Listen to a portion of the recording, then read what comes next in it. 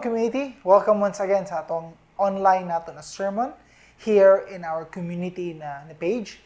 I'd like to welcome everyone, especially karon as we go into a season nga paduulay na kahit sa Christmas time. Some of us, especially those parents who are full-time helping their children to school, this will also be na either na humana or last week, going into the last week na before na i-break. But I think this is also a great time for us to learn from the perspective in the Bible, especially for such a month and preparation such as this, nga taas kaayo pila ka weeks ta mag-enjoy aning holidays. And for us to give a perspective, gano'n na ata ani na holidays, and for us to understand also, unsay nag-ingon sa Bible, let us discuss these things starting with our message for this week's Sunday. But before ta magpadayon, I invite you to please bow down your head and let's pray. Lord God, we'd like to thank you for another week na mong gihatag sa mo for us to discuss these things as we prepare for the holidays. Lord, as you know, this is a time nga na very different ang nahitabo during the time and how we celebrate it now. And I pray na imong word will illuminate among hearts and among minds on how and what transpired during those days. Ug kana pod make an impact, a positive impact for us to prepare for the holidays. So kung say tama na dili lang for us to prepare the right food or celebration, but to prepare us for the right mindset and understanding. I pray na ubanimi as we discuss these things in Jesus' name. Amen. So atong message for today is entitled Must We Be Jolly? And these are actually observations gikan sa epistle of Luke. And actually, out of the four Gospels, Matthew, Mark, Luke, and John, only Matthew and Luke ang naghatag o perspective sa atua during aning birth and preparations towards birth. Silang duha lang po na ang genealogy, and we'll discuss about that nganong sa Matthew and sa Luke, i-discuss na kinsa ang iyang papa, kinsa ang lolo, etc. Ang iyang history, ang lineage niya, ngano i-discuss that will be for next Sunday. But for this Sunday, let's focus on Luke 2. Let's focus on katong part, particularly when Jesus was born, shepherds came, and also the wise men na dito. We'll start with that, and that is found in Luke chapter 2. So I'm going to read from the ESV version, Luke chapter 2, verses 8 to 20. If you want, you can pause and skip this part by listening a different version, particularly Cebuano or Tagalog, depende sa imong preference. Verse 8. In the same region, there were shepherds out in the field, keeping watch over their flock by night, and an angel of the Lord appeared to them, and the glory of the Lord shone around them, and they were filled with great fear. And the angel said to them, Fear not, for behold, I bring you good news of great joy, that will be for all the people. For unto you is born this day in the city of David a Savior, who is Christ the Lord. And this will be a sign for you. You will find a baby wrapped in swaddling clothes and lying in a manger. And suddenly there was with the angel a multitude of heavenly hosts praising God and saying, Glory to God in the highest, and on earth peace among those with whom he is pleased. When the angels went away from them into heaven, the shepherds said to one another, Let us go over to Bethlehem and see this thing that has happened, which the Lord has made known to us.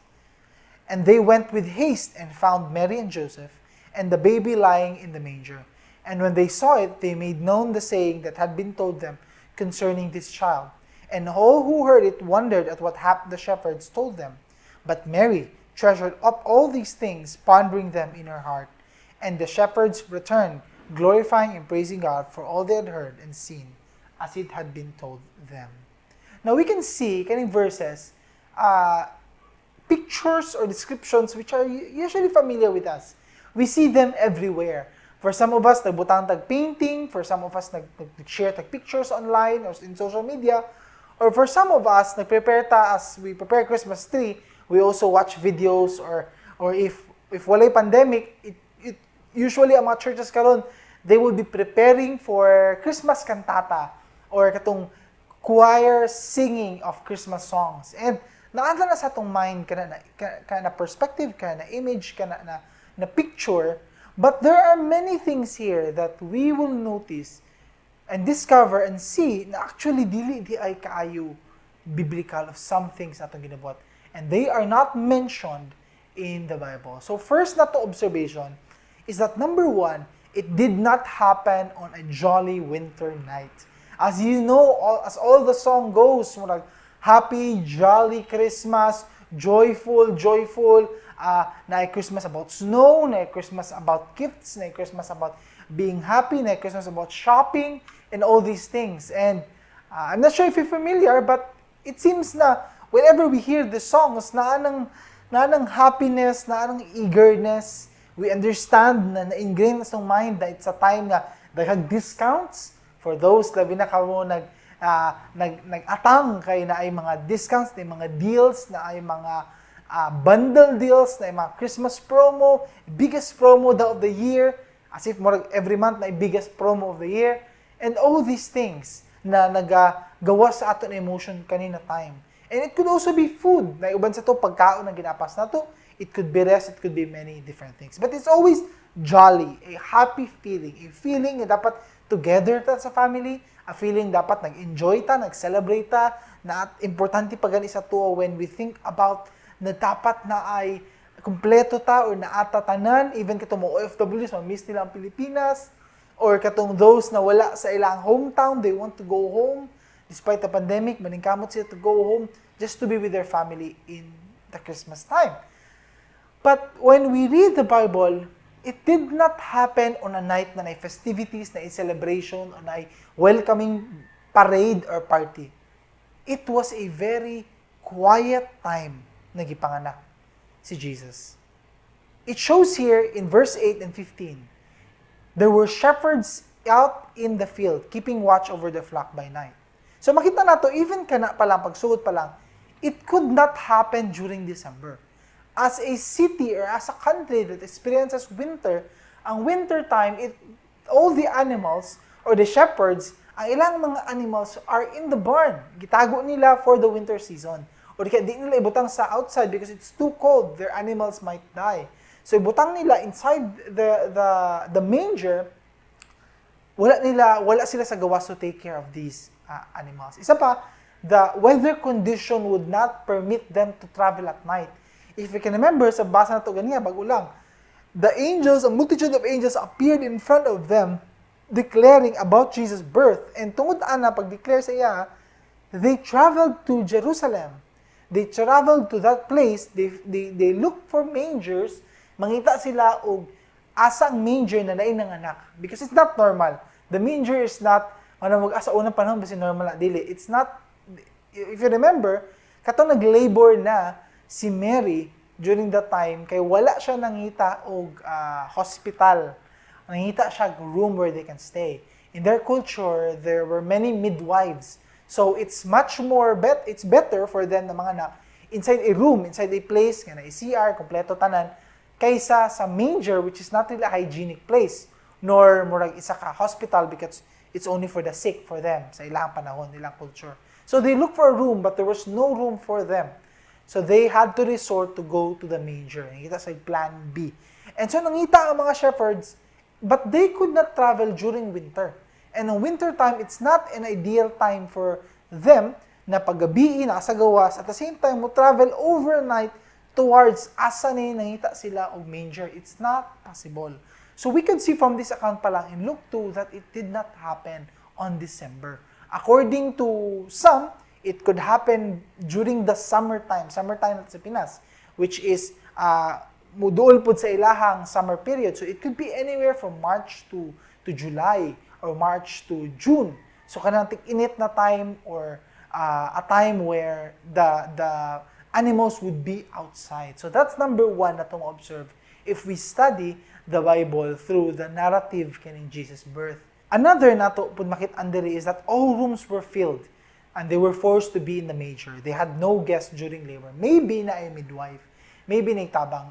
The Bible did not account for another person or another relative na nagtabang or an angel nga nainiabot na angel na nagtabang sa deliver. Wala giingon ang Bible nato. If you can remember, the angels were in the field. Gi-announce sila sa shepherds, but wala ingon nag-announce ang angels inside where the manger where Jesus was born. Wala gi-mention about ana ito, wala nag-mention about any heavenly host who helped them during the delivery. And I mentioned dito, they were in the manger. So most probably, I'm not sure unsa ka-skilled ni si Joseph or basi naa di siya skill of being a midwife or magkabalo siya na siya magpagka-nurse or unsa ba. But it's clear here, sa subayan sa culture, they could have called for a midwife to help. And tungod puno ang rooms, we could see na walay murag magical priority gihatag sa ilaha. When Joseph and Mary would enter into the place to ask for empty rooms, walay murag naikauban sila ng mga anghel unya taga kay kung naaunta to, immediately the people would say, sige, magbakante may isa ka room para sa inyo. But wala. In fact, they were being shooed away. Puno na, balhin mo sa pikas. And hapit na mag-deliver si Mary. So they had to resort to the manger. And so whoever is the innkeeper, kung kisa may tagi atong inn na nag-allow sa ila sa manger, wala po siya idea. Ang iyaha, they were in an emergency, what she choice, sulod na niya sa manger. So it just shows nga walay priority gihatag sa ila. They were really a simple couple ng babae hapit na mga anak. And he had to facilitate and help na ubanan sila kung asa sila magstay. Anak itong nahitabo. And we could see that, according to the Bible, if wala ni adto mga shepherds, there will be no one there. Sila lang, Mary, Joseph, and midwife, and whoever is the innkeeper, perhaps ni Tanaw. And it shows after that nga walay anyone who waited for the time that would come. Which makita nato niya about the wise men. But as for here, ang shepherds ni adto sila katong nanganak na si Mary. Katong naa na si Jesus, naa na tong baby, nakatabo na, nalimpyo ka na, dito pa sila nangabot. And we could see that in verse 7. She gave birth to her firstborn son and wrapped him in swaddling clothes and laid him in the manger because there was no place for them in the inn. So the innkeeper, again, wala sila tagag place because puno na napugo sila in the manger. Makita po nato diri in Isaiah 53 verse 2 na when people would see ang couple and even si Jesus, there was nothing kuyaw about him. Muna, one time I heard somebody, I think it was online or nag-istorya ng people na siya, kuyo ko sa heaven, no? Siguro pag makita ta kay Jesus or katong naa si Jesus during this earth, di siya ka magdadungag tanaw sa iyahaba kay kanang kwapo kay siya, kanang perfect kayo iyang shapes, yung dagwa, yung majestic kay siya. And it's very possible magunahuna tana because crowds were following them. But you have to remember, even Isaiah 53, what panabot si Jesus prophesied about the Messiah who would come, and he gave a physical description of Jesus. According to it, he grew up before him like a young plant and like a root out of dry ground. He had no form or majesty that we should look at him, and no beauty that we should desire him. It's actually the opposite. Ang mga paintings, ang mga makita nato na description that shows kinsa tas Jesus are actually not correct. Ang correct form of Jesus is not, dili siya inaanak kagwapo. There was no majesty in him. Dili siya murag hari, dili siya murag king. That's why when they look at him, hoy, di ba anak man ni Joseph, na carpenter? Di ba anak man ni Mary? Di ba ano man ni? Taga ano man ni siya? It's nothing, there's nothing spectacular or remarkable about him. He was like an average man. But pastoryaha siya. May saying, he has the words of God. He has the wisdom of God. He has the authority. Pastoryaha siya. But when we look at his physical description, it's as if normal lang siya. And in this case, this applies here as well. Normal baby lang siya. So let's take away ka na concept nga. Kuyo sige pag anak siya nagsinaw or nag-shine si Jesus as a baby. He had a simple form. He had no majesty. There was really no beauty or exceptional about him. And that was described in Isaiah chapter 53 verse 2. Another thing makita natin diri, only a few shepherds visited them in the manger. Wala na ilain. If ma-remember nitong gibasa nato ganiha, when the shepherds did come and find the manger, pag adto nila, it did not say na shepherds and their families or shepherds and their villages. Walay droves of people na niadto to check and look. Simply, it was the same shepherds na giingnan ato mga angels. And when they went there, giingnan nila, huy, kamutong giingon sa amua sa angel or angels. Kani ilang giingon, gipasan nila kay Mary. And according here, gipaminaw ni Mary, she put those words in her heart.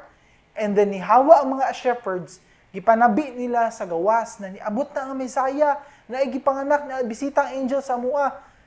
Now, this thing, you might not notice or miss this. But pag ingon nila sa uban, if you can remember, in the last part, And the shepherds returned, glorifying and praising God for all they had heard and seen as it had been told them. Did it say, kauban nilang Tibok village? Did it say with them are scores or hundreds of people and followers of God?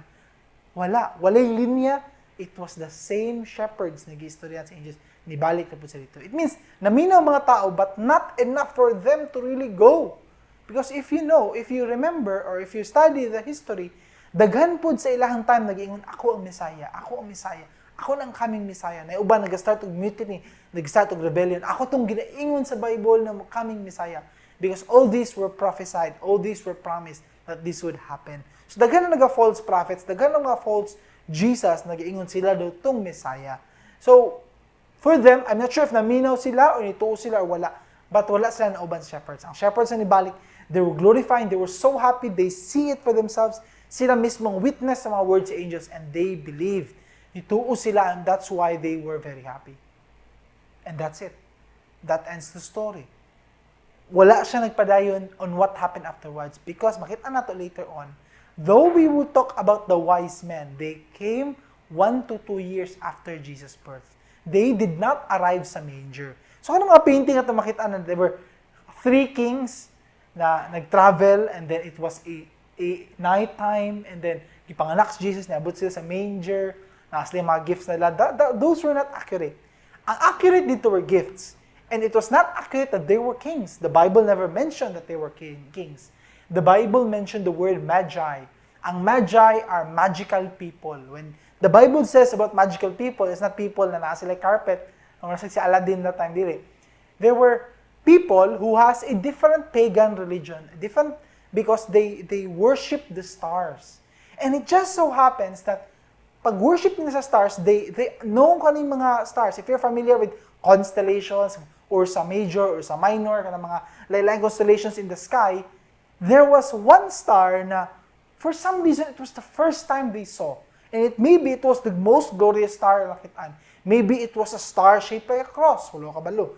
But they saw a star that is not usual, and for some reason pointed them towards kung as Jesus was born. And so they went then, adto sila, as people who worship the stars. So for them, it was a prophecy. For them, it's like a meteor falling out of the sky, and kung asa natugpa, moadto sila dito. It was that kind of response. It just so happens, in that story, pag travel nila, later pa nila to nakitaan. Maybe it was because it was too far.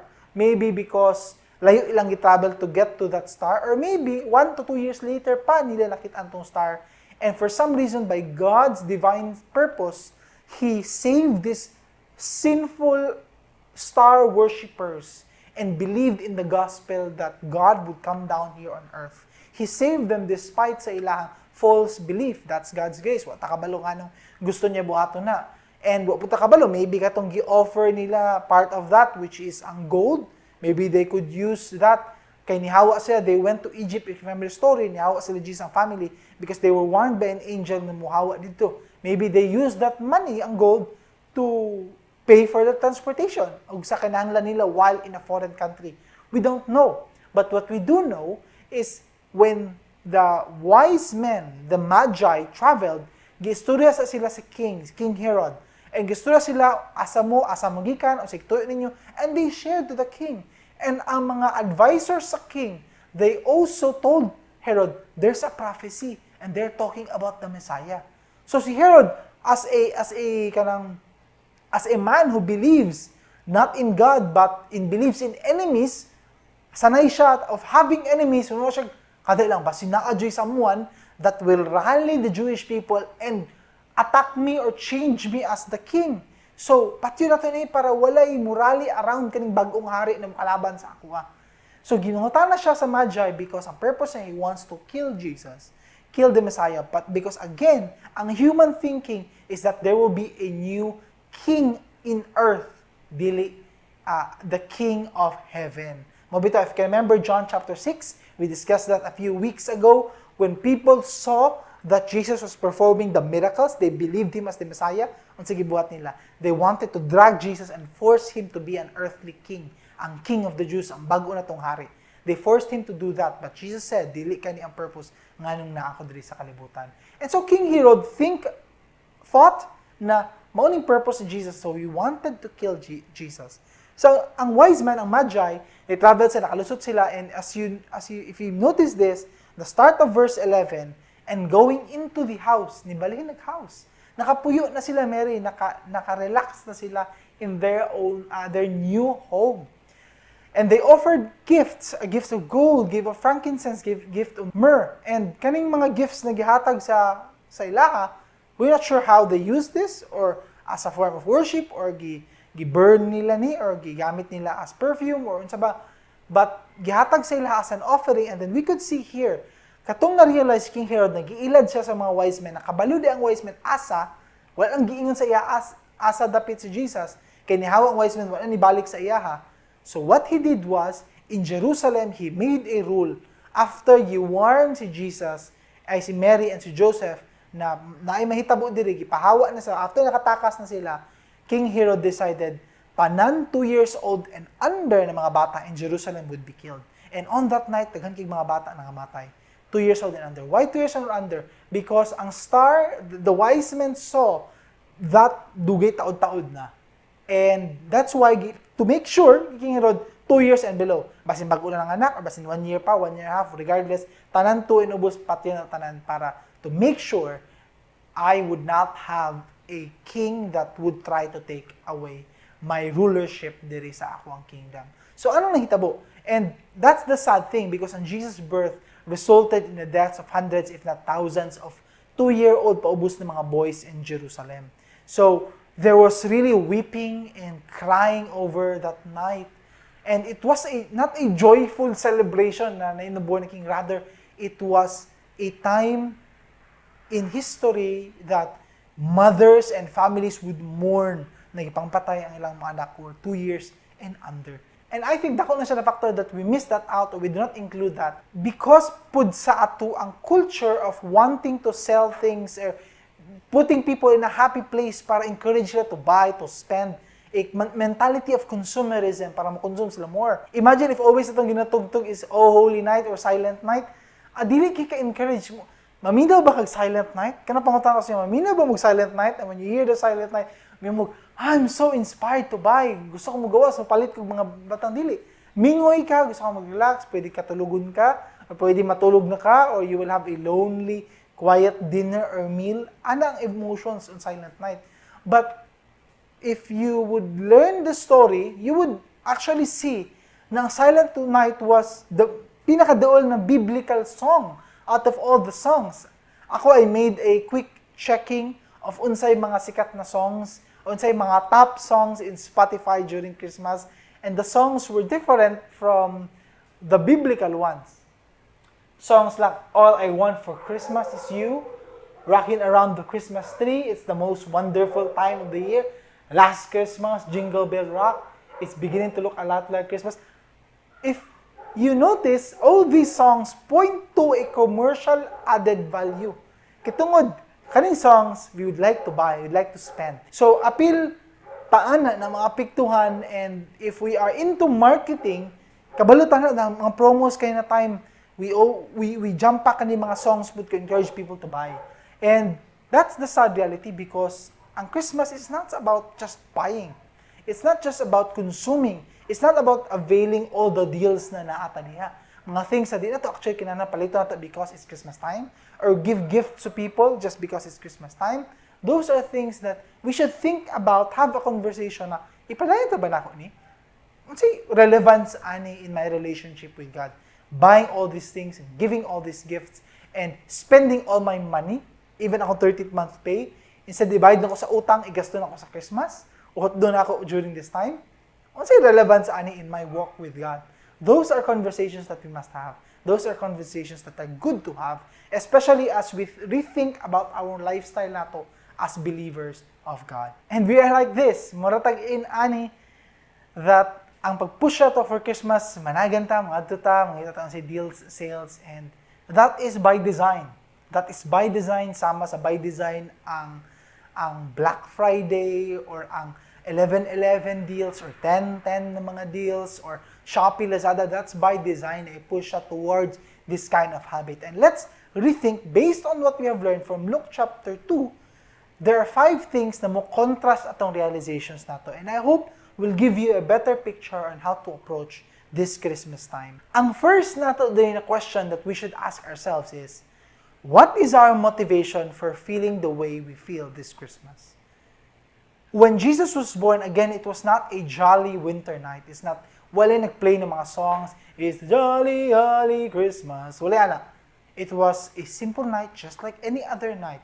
If wala ka nag-stars o wala ka nag-follow, nag-subscribe sa stars, you would not notice that there would be a particular star of Bethlehem. Wala something unique about the night. It was just a simple night. But kita, kanina time, if we have a certain feeling na na-push into extreme for Christmas, why? If, for example, excited na kita for Christmas, excited na kayo para mukaon, dahil pagkaon, why? If sad tayo karong Christmas, di ka kagawas or na-lockdown, di ka makalihok-lihok as much as you want, unlike before, why are you sad? If ang handa na to karon dili kay as bongga kay nawala ang trabaho or nagkakapapata or natay dako na adjustment, dako na gastuson because of the pandemic, why are you sad? Nganong why are you treating this as if this Christmas time is ruined, nasayang, nawala? If we think about that and we contrast na, i-compare na to what happened the night that Jesus was born, it's so different. Ngano, ang atong emotions now are pushed to an extreme. Extreme na sadness or anticipation or kulbaan na ta or aligaga ta kay wala pa ta nahuman sa to preparation. Hala po kapalit og ani, hala po kay to ato, hala ano pa jud ko, FM pass na ko dili ani to. Daghang kitag mga worries. And kani mga worries nato, it's a reflection on where our heart is now. Nganong anxious kay kakaron? Nganong gadali-dali ka? Nganong gadagandagan ka karong panahon na? Unsay what is different or what is something na ma-miss out nimo if dili tama in preparations for this time? It's a good time to ask for a motivation. Ngano in-ani ta mo react? Ngano ani kadako atong gasto? Ngano ani ato ang anxious level taas kayo kanina time? Why are we feeling this way? Let's ask ourselves that question. Ang utalo di mo katapad, wherever you are sitting with or in the room, why are you feeling this way? It's a good question na pangutanan nato sa tong kaugalingon. In 1 Peter chapter 5 verse 10, after you've suffered a little while, the God of all grace, who has called you to His eternal glory in Christ, will Himself restore, confirm, strengthen, and establish you. These verses show us a picture na ato ang suffering is just a little while. Kanang pandemic na to, kadyot lang kayo ni. In the eyes of God who sees everything, mubo na kayo ni, this is just a dot period. When Peter wrote this, kaning 1 Peter chapter 5 verse 10, he was talking about a lifestyle of suffering, and he talked that suffer a little while, gamay lang kayo ni. If you live 70 years, that lang na siya in the history of where God is. So kaning pila ka months nato na mag-anto sa lockdown, kadjat lang kayo ni, this is just a little suffering. Wala ra ni sa ginasuffer during sa ato ang mga ancestors of faith who have gone through different trials, persecution, torture, o unsa pa bay nasulayan nila in their walk with God. Kamay lang kayo ni. Ang dili maka-travel, di maka-celebrate with your family. All these things are just small things. Suffer a little while. Ingno di makatapad bit itong ipangutana nimo, especially katong those na ligaga kay kanina tayo, or kulbaan na kayo, or anticipated na kayo niya ang unsay buhaton for Christmas. Suffer a little while. Ingno siya, suffer a little while. Antos lang gud gamay, antos lang gud for 1 year. Suffer a little while. Ang next nato na point is, this is an excellent time to point our families and loved ones to the true account of Jesus' birth. There is no other time that I can remember in my lifetime, in my short lifetime, na a time as perfect as this to really explain what happened in the Jesus story. Kay tungod, it was a silent night. Nobody waited for God. In fact, kung wala giingnan sa angels tong shepherds, I don't think na sila visitors that night. So, inaana ka gamay, ana ka not anticipated. So, karong time na mingaw ta pundot sa mga balay, like as if it's a normal day, di ta kaliok, ana, we point towards what happened with Jesus. They were locked in the manger, pundo sila dito for many days because wala sila mastayan. They were forced to be there. They were forced to be in a situation nga masing room wala sila. And napundo sa as if sila lockdown, as if na-pandemic ug sila kagawas ug wala na ilang option. They were forced in that situation. And so we point to God na when He was born in this world, wala po'y kuyaw kaayo na welcome parade or brigade or room, deluxe suite or king suite na i-prepare para sa ila. Wala. It was a simple delivery, a simple life, a simple manger in a simple family. In Ephesians chapter 5, look carefully how you walk, not as unwise, but as wise, making the best use of the time because the days are evil. Therefore, do not be foolish, but understand what the will of the Lord is. Best use of time. In other translations, redeeming the time. So we can actually redeem karong Christmas time. A time na gihatag sa ato for us to have extended days of rest and relaxation. Pwede na ito gamiton po because these days are designed to point to Jesus Christ. Another po na ito makit-andari is that there is no magic in Christmas. Di at yun, mga palabas na ito na the time. Di ba? Condition na kita. And you have to understand, that's the culture of consumerism. Consumerism means a lifestyle or a habit of putting people into a state of consuming. Meaning, ibig palit kag duwa ka loaves of bread, okay na. But Christmas time karon limahon na to. Okay na ang tinapa, okay na kayo ni simple food. But Christmas karon palitag ham, palitag queso de bola, unsa ba atong paliton pa because it's Christmas time. Like na time, let's consume, let's buy more, let's spend. Kanang 13th month pay, di na pang savings, di na pang bayad utang, panggasto na. That's consumerism. And that's the belief na may magic in Christmas. Dapat kuyaw jud. And we must be careful because as a community, especially those who are single or with young families, we are building habits sa mga bata. And one thing na atong bantayan atong sarili is we do not build a habit for them to also have a lifestyle of consuming always. Kasi sila magnauna, bitaw no, magasto tagdako pag December. Dahil ho nila, ipasa nila na towards the next generation, and the next generation, and the next generation. And what do you have? You have a generation that always consumes, and does not contribute, does not share, does not give. So we must be careful in building the culture sa atong family and sa atong community, and how we share atong values by how we spend and how we look towards Christmas. Because we must understand Hebrews 11. Faith is the assurance of things hoped for, a conviction of things not seen. For by it the people of old received their commendation. Our ancestors of faith, those who have gone before us in the faith, Moses, Abel, David, Samuel, Isaac, Jacob, ug kinsa pa itong gimension in Hebrews 11, all these people of faith, believed in things that they did not see now, things hoped for but yet not seen in their lifetime. Daghan kay sa ilaha were promise of a better future, a Messiah, a Savior. All those did not come in their lifetime, but they looked at them at a distance and they see that the promise is fulfilled in Jesus Christ. And they put their hope in that. So sa tuwa pod, ang atong magic is not in Christmas, but ang atong magic, atong gina-hope for, is the coming kingdom. That Jesus would return once again diri sa kalibutan. That Jesus is preparing a kingdom for us believers. Nakita mo uban sa iya that He would draw His people, bring His people into His kingdom, and be with Him forever, where there is no sorrow, there is no tear, and we will have joy, and we will enjoy God to the fullest in our newly given bodies and citizenship. All those things are promised, and wala na itabo in this lifetime. So sa tuwa pa, it's okay. Pandemic is okay, di ta kalihok, it's okay. Di kita agasto, it's okay. Wala kay kwarta, it's okay. Di kay grabe atong pagkaon, o bongga mga parties, it's okay. Because walay magic, ano na time. Next na to makitaan is that delayed gratification is actually good for our souls. It's good na i-delay na tong gratification nato. It's always a benefit. It is always well with our souls. Pag ato ang desire na mag-gratify ta, na lingaw kay ta niya time, enjoy kita with the food, enjoy kita with friends, if you delay those pleasures, it's actually giving you better character. It's good for your souls. It's sometimes good na naatay mga gusto, especially ka ng karon dahil gusto na ko makakuha, gusto ko bagong cellphone, gusto ng 13th month na ko to buy this and buy that. We delay that, padugayon na to.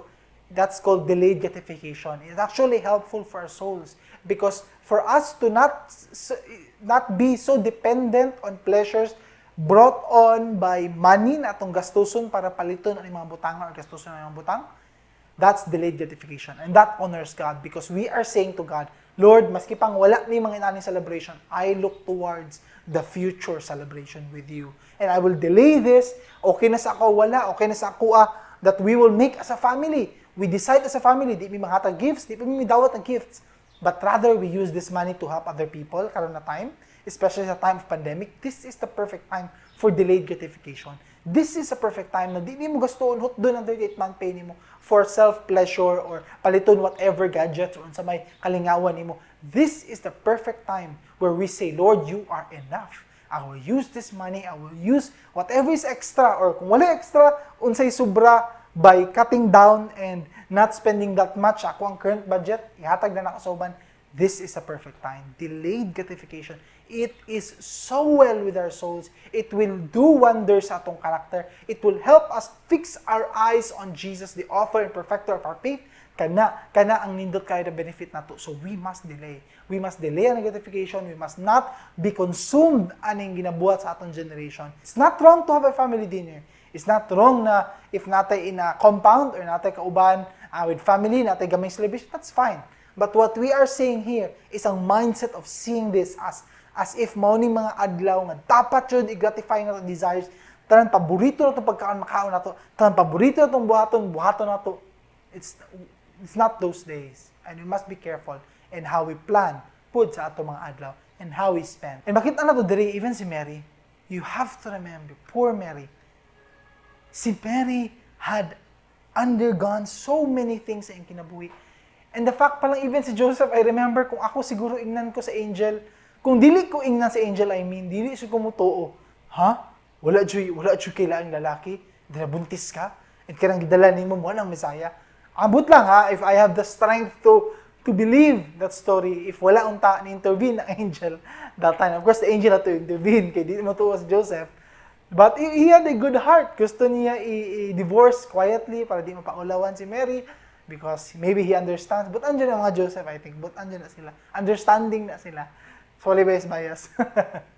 But anyway, si Mary, when Jesus was born, ang culmination, ang graduation niya sa iyang labor, walay cash prize, walay lottery ticket, walay marching band, nagdalag, kuyaw kaya. Again, 1 to 2 years na gihulat. Bago ni abot ng mga wise men, we brought gold. Yes, nasli kwarta. Pero by that time, wala. Niingon si God na muagi sa iyahab, blessed are you, Mary, for the Savior of the world is born through you. And then, karon, pagpanganak, wala. Room, wala. What kind of a responsibility na Di mo lang siya taga-absing Roman lang. And yet, ang iyaha are words of promises that give her hope. Mary treasured up all these things, pondering them in her heart. Because for her, dili niya kinahanglan tumakuyaw kay na kwarta or check or whatever else ang madawat for a promise. But ang iyaha is that shepherds came out of nowhere who saw angels saying hallelujah, saying hosanna in the highest, that the Savior is born. And may mga tao maabot out of nowhere saying na mao na siyang Messiah. Okay na sa yaha to. Those are enough. She is okay with the delayed gratification. She is okay of simple things. Okay na ni. She pondered them and treasured them in her heart. Kung namaluloy ko kay Mary and at the same time, inspire ko sa yaha. Words are enough. God's word is enough. The promise of hope, the promise of future is enough. When Paul was traveling all over the world, being a missionary, setting up churches, but facing tribulation, trials, and hurts, the promise of Jesus is enough. When Peter, the apostle, pag-uban kay Jesus, wala sila gibalikan to save them from death, but rather lived a life of suffering, and then to be put on a cross, because Peter was also died as a martyr, and wa siya nisugot na pareha siya ni Jesus mamatay. So he requested, kung ipako ko niyo sa krus, please, baliktarin na lang ko ninyo. And that was written in history that he was one of those crucified upside down because he was not worthy to be like his master. Kana na mga tao, God's word, God's promise is enough. Kinsa ta, magsigit tagreklamo, Lord, asa man tong abunda kay na Christmas? Lord, asa man tong Noche Buena? Asa man tong grabe kay mga pagkaon? Lord, asa man tong giplano na mo this year? Iyon ba sa horoscope? 2020, surti kayo. Sabay mga, nakita na itong mga promises. Lord, naon sa naman yung tuiga ni? Huy, matata. Everywhere read the Bible. Dili na lang gi-promise to sa Ginoo. Anyone who wants to come after me, follow me, must deny himself, take up his cross daily and follow me according to Luke. Kana ang gingon sa Ginoo, follow mo sa akwa. Because again, Mary sa iyang kinabuhi, kana iyang gitanaw. Wala siya nangitag any type of treasure. Ang iyaha was that nalipay na siya that all these things are happening in her lifetime, and she showed in her life that there is no higher calling, no greater pleasure than to bow and kneel before the throne. Makaserve siya sa Ginoo, that's enough for her. Lastly, God has a plan, He's in control. I think it would be an injustice to say, to keep on repeating na may mas grabing mga sakit ug mga pandemya sa una. Because this is also some sort of unique, because unique within a time, kanina modern technology age na hitabo, and napod siya uniqueness. But what has history taught us? History taught us that the Lord knows what He is doing. He has a plan. He is in control. And we must trust Him na if part sa plan, sama kay Elijah, the prophet Elijah, who in many years sa iyang life, mga kapwa prophets na ngamatay, and abi niya siya lang nabilin, and many people were leaving their faith for Yahweh, for God, abi niya siya lang isa, we must also understand na despite whatever we see now, God is still in control. God still has a plan. And ang history nagtudlo sa tuana that there will be an appointed time and He will have His ways diri sa kalibutan, whether calamity, diseases, sicknesses, unsa pay mahitabo diri in life, He has a plan. He is in control. Just because na COVID doesn't mean wala na siya in control. We must remember that Isaiah even chapter 45 reminds us that people may know from the rising of the sun and from the west that there is none besides me. I am the Lord, there is no other. I form light, I create darkness, I will make well-being and create calamity. I am the Lord who does all these things. And remember, Romans chapter 8, verse 28. We know that for those who love God, all things work together for good. For those who are called according to His purpose. And kana na reminder, it's a great reminder as we go into this season. Now, let's not think na maragadali tao nata sa crisis. God has a plan. Whether maabot ng vaccine, or okay ba ng vaccine, or pwede ba ng vaccine, let's not worry about that. Let's believe and let's use this time to form a more solid relationship with God, to repent from our sins, undangon na itong mga sala, to put our faith and atong time, and atong devotion, kaning rest, break time, focus on Jesus. And if namatay extra, namatay sobra, and we want to buy more, think and pray about our feelings towards these times. Pray and ask God for guidance on how we can be good stewards of the resources na gihatag sa tuwa. I pray that we all have wisdom during these trying times. And I invite you to bow down your heads. Let's pray. Lord God, we'd like to thank you for this time. And once again, you have reminded us, a very strong reminder that these days are not magical, but these days are a reflection kung asa nami in our hearts. I pray that we will not be found guilty. We will not be found guilty of consumerism. We will not be found guilty of loving too much pleasure. But we will be found faithful during these trying times. Guide us with your Spirit. Ubanimi, draw our hearts to yourself. Look at our lifestyle. Talugami if there's anything in our hearts and among ginabuhat that you want us to change. Guide us, be with us. Be active among our lives, Holy Spirit. We invite you in the community. We thank you in Jesus' name.